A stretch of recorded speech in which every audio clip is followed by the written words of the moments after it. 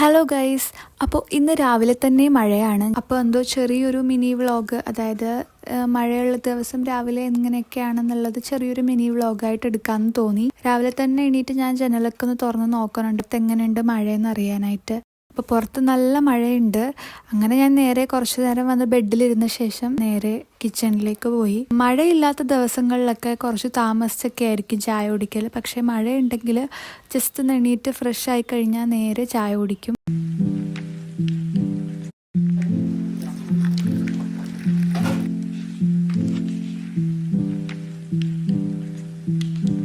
ചായയൊക്കെ കുടിച്ചു കഴിഞ്ഞപ്പോഴത്തേക്കിനും മോൾ എണീറ്റിട്ടുണ്ടായിരുന്നു. അപ്പോൾ പിന്നെ മോളെയും കൊണ്ട് ഞാൻ സിറ്റ് ഔട്ടിൽ വന്ന് കുറേ നേരം മഴയൊക്കെ കണ്ടിങ്ങനെ ഇരുന്നു.